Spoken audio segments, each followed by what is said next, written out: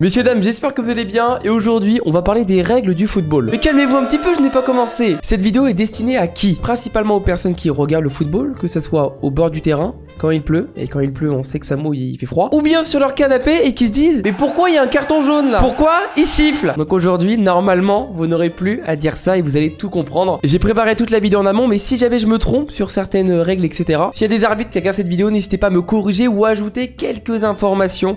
Voilà. Évidemment, n'hésitez pas à liker, à vous abonner. Comme d'habitude, on est en route vers les 150 000 abonnés, donc allez-y, il faut y aller. Mais juste avant de commencer la vidéo, elle est sponsorisée. C'est très rare, mais ça peut arriver. Avant de continuer la vidéo, j'aimerais vous dire qu'elle est sponsorisée par Raid Shadow Legends. C'est un jeu mobile possédant une expérience console. Ça veut dire que c'est comme si tu avais une console dans ton téléphone, mais t'as qu'un téléphone. Voilà, n'achète pas la PS5. Petite chose que j'aime bien sur le jeu, c'est ouvrir des éclats. J'ai un Doliprane si tu veux, hein. Je sais pas, je me suis dit, t'as un peu la tête cassée. Non. Non, bah non du coup. Mais vous allez me dire, il y a quoi de nouveau dans ce jeu? Raid vient de sortir une nouvelle fonctionnalité colossale, l'éveil, et un nouveau donjon brutal, la forteresse des jumeaux de fer. Des noms pour le moins très original. Évidemment, si vous réussissez à vaincre les jumeaux de fer, vous aurez un avantage majeur. Mais attendez, vous pensez vraiment qu'il n'y a qu'une nouveauté? Bah non, il y en a deux. Raid a aussi sorti une version légendaire surpuissante du champion préféré de toute la communauté. Death Knight, je connais pas, je découvre en même temps que vous, mais il a l'air très sympa. Mais ce qui est d'autant plus incroyable, c'est que non, Mbappé ne signera pas au Real Madrid, mais cet héros est gratuit. Il vous suffit juste de vous connecter et de jouer à Raid Shadow Legends pendant 7 jours entre aujourd'hui et le 27 octobre. Je vous présente pas une promo sans vous donner un petit truc quand même. On a évidemment un code promo qui s'affiche tout de suite à l'écran. Ça vous permettra d'obtenir un maximum d'objets gratuits, mais surtout faire passer votre nouveau champion au niveau 50. Je vous montre le code promo, je le cache. Je le remets, je le cache, je vous le remets, je vous le laisse parce que du coup c'est un peu relou. Et pour toutes les personnes qui n'ont jamais téléchargé Raid Shadow Legends, vous avez un lien en description ou bien il vous suffit juste de scanner ce QR code et vous obtiendrez directement un pack de démarrage gratuit d'une valeur de environ 30 €. Ce pack de démarrage comprend donc un champion épique gratuit à Ina, 200k de silver, une recharge d'énergie, un boost d'XP et encore un éclat ancien. Je vous laisse évidemment scanner ce QR code si vous voulez obtenir ce pack de démarrage et on passe tout de suite à la vidéo.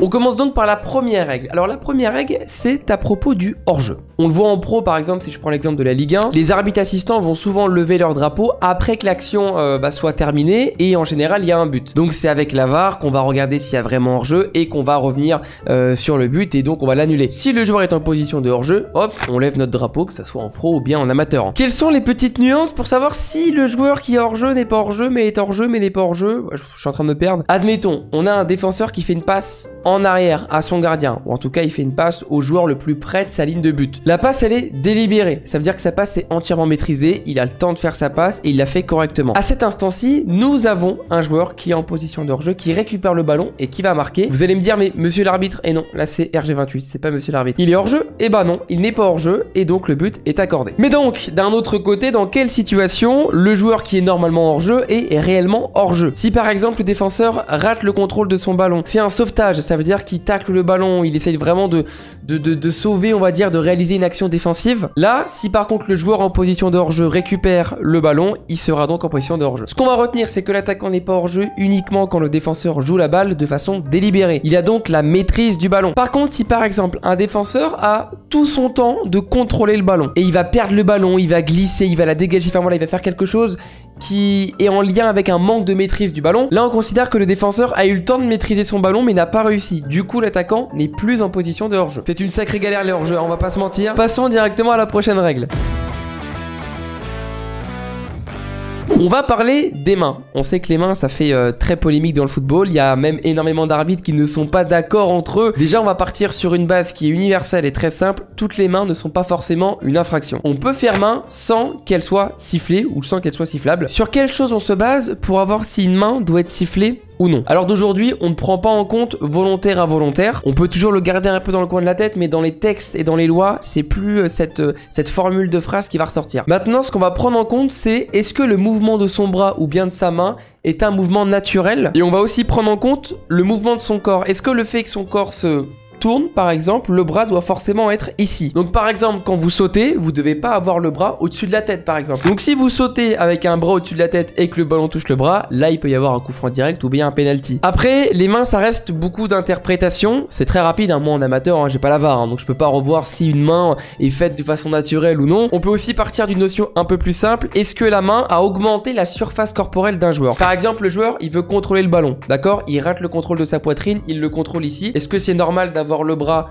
au-dessus de l'épaule. Non, donc il va agrandir sa surface corporelle pour contrôler le ballon. Si on prend l'exemple d'un geste défensif, je vais vous mettre deux types de tacles qui sont un peu différents. Le premier, on voit qu'on a un bras d'appui au sol, mais on a l'autre bras qui est au-dessus de l'épaule, qui est dans une position pour le coup non naturelle. C'est pas forcément à cause du tacle, donc à cause de son mouvement que le bras doit se retrouver là. Et en plus de ça, il augmente sa surface corporelle. Donc là, cette fois-ci, on a un penalty ou un coup franc direct. Par contre, si on prend cette image, on voit que le bras droit, c'est un peu la conséquence du mouvement de son corps avec le tacle, mais de toute façon le bras droit ne touche pas le ballon. C'est le bras gauche qui va toucher le ballon. Le bras gauche, on a l'impression qu'il est plutôt assez collé au niveau du joueur. Et vous allez me dire, oui Ryan, si ça bloque la trajectoire du ballon, et bah la main doit être sifflée. Alors pourquoi dans cette situation-là, il n'y a pas main? On considère tout simplement que le bras, ça va être son bras d'appui. Quand on tacle, enfin moi j'ai taclé qu'en futsal, au moment où il fallait pas tacler, j'ai pas une expérience des tacles très élevée, il y a forcément un bras qui va permettre de retenir le poids du corps quand le joueur va retomber au sol. Donc si au moment du tacle, le bras d'appui du joueur après son tacle touche le ballon, ce n'est pas considéré comme une main. Après évidemment,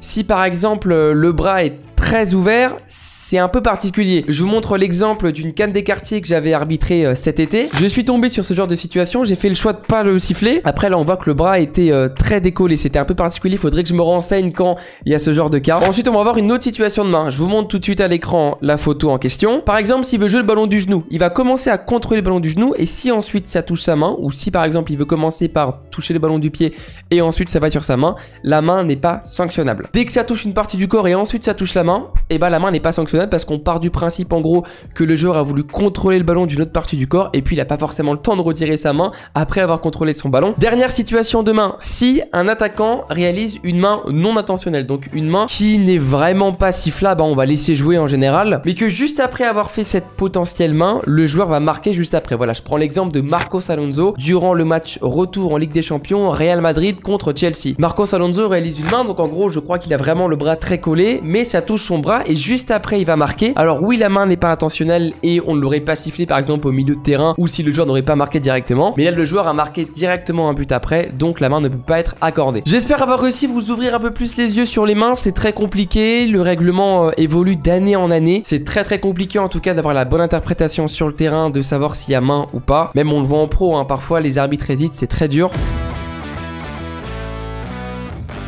Alors là c'est une règle, je suis sûr vous ne la connaissez pas, me dites pas ouais, non. Tu la connais pas. Un joueur ne peut pas marquer directement contre son camp lors d'une remise en jeu. Par exemple, début du match, coup d'envoi. On est sur un match du 15, les joueurs ont ou 13 ans, ou 14 ans, ou bien 12 ans pour ceux qui sont surclassés.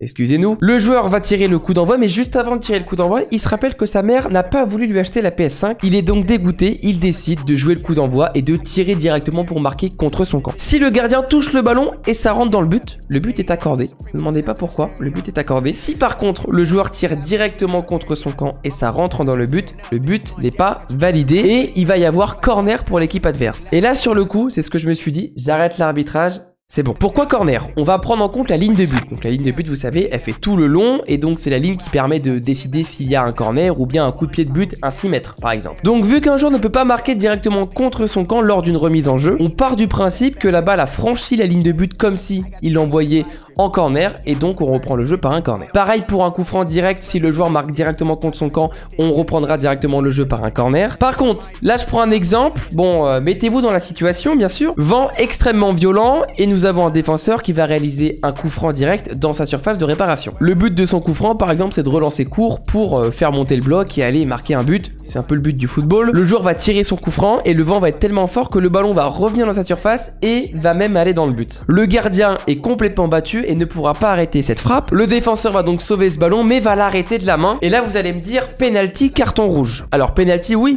très bien, super, 10 sur 10. Je suis très arrogant aujourd'hui, je suis désolé. Par contre, pas carton rouge. Pourquoi? Vous allez me dire annihilation d'une occasion de but. Donc ça veut dire que si le défenseur ne touche pas le ballon, eh ben il y a but. Sauf que rappelez-vous ce que je vous ai dit tout à l'heure. Mais non, vous étiez en train de scroller sur Instagram. Donc vous n'avez pas écouté ce que je vous ai dit. Un joueur ne peut pas marquer contre son camp directement sur une remise en jeu. Donc si le coup franc direct du défenseur serait rentré dans le but, on aurait repris le jeu par un corner si le gardien n'avait pas touché. Donc à la place de mettre un carton rouge, on va rétrograder la sanction et on va juste mettre un carton jaune. Voilà, c'était une règle que vous allez sûrement jamais voir, mais si jamais ça vous arrive, vous saurez quoi faire.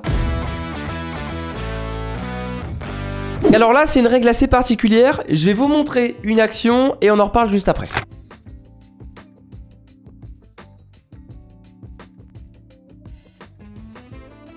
Donc là on voit que le joueur de l'Inter de Milan va jongler, donc essayer de mettre le ballon en l'air pour faire une passe de la tête au gardien. Qu'est-ce que l'arbitre a fait? L'arbitre a sifflé, a mis un carton jaune à Perisic et a repris le jeu par un coup franc indirect à l'endroit où Perisic a touché le ballon pour la dernière fois. Vous allez me dire pourquoi carton jaune et pourquoi coup franc indirect? Parce que le joueur a donné le ballon à son gardien mais de la tête et pas du pied. Vous savez qu'on a le droit de donner le ballon au gardien si c'est par exemple du torse, de l'épaule, de la tête et que le gardien peut le prendre à la main. Le gardien ne peut pas le prendre à la main si le joueur fait une passe délibérée. Donc la passe, qu'elle soit du tibia, qu'elle soit du pied, qu'elle soit du bas de la jambe si je me trompe pas, du moment où le joueur a l'intention de faire une passe près du pied au gardien, le gardien ne peut pas le prendre de la main, même si ça ne touche pas forcément le pied du joueur. La loi est la suivante, c'est un contournement de la loi 3, donc vous le savez, il y a 17 lois dans le football. Loi 1, terrain, loi 2, ballon, loi 3, joueur, loi 4...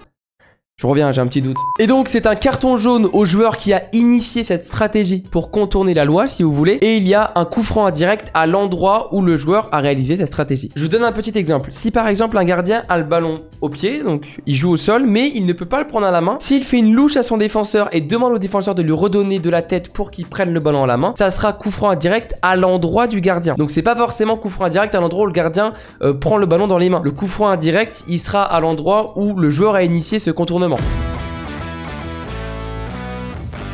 En parlant de ça, j'aimerais revenir au fait de match assez rare qui s'est passé entre le PSG et Brest. C'était donc samedi 10 septembre. Je vous mets tout de suite à l'écran. Situation d'annulation d'une occasion manifeste de but. Neymar part au but. Le défenseur brestois fait une faute en voulant jouer le ballon. L'arbitre, Monsieur Pignard, va donc infliger un carton rouge au défenseur. Sauf que son assistant lui a signalé un hors-jeu. C'est revérifié à la VAR et le hors-jeu a été validé. Et donc Monsieur Pignard va enlever le carton rouge. D'ailleurs, je vous invite à aller voir la vidéo. C'est la vidéo d'Amazon Prime, je crois, qui est disponible. Et on peut même entendre ce qu'il dit tout le match. Pourquoi pas faire une vidéo réaction à l'avenir? On va pas faire que des réactions, merde. Et donc Monsieur Pignard va enlever son carton rouge et va ne rien mettre. Donc il y a des joueurs sur le terrain qui ont dit mais monsieur, pourquoi vous enlevez le carton rouge et vous ne mettez même pas un jaune? Vous savez que quand on met un carton, il y a forcément un motif qui va avec. Là Monsieur Pignard, il a mis un carton rouge pour annulation d'une occasion manifeste de but. Donc s'il y a hors-jeu, il ne peut pas avoir une annulation d'une occasion manifeste de but parce que de toute façon, le but aurait été refusé. Donc il décide d'enlever le carton rouge et pour lui, le tacle ne méritait ni un rouge ni un jaune. Donc il a enlevé le carton rouge et n'a mis en plus de ça aucune sanction. Par contre, si jamais le joueur part au but, l'arbitre assistant, hop, il lève son drapeau pour hors-jeu. Du coup, l'arbitre, il va siffler le hors-jeu et non la faute, même s'il n'y a pas de faute. Et juste après que l'arbitre a sifflé hors-jeu ou juste après que l'arbitre assistant a signalé un hors-jeu, le défenseur va réaliser un très gros tacle très dangereux sur l'attaquant. Là, par contre, l'arbitre pourra mettre un carton rouge sur le défenseur, mais la reprise du jeu se fera par un coup franc indirect par rapport au hors-jeu.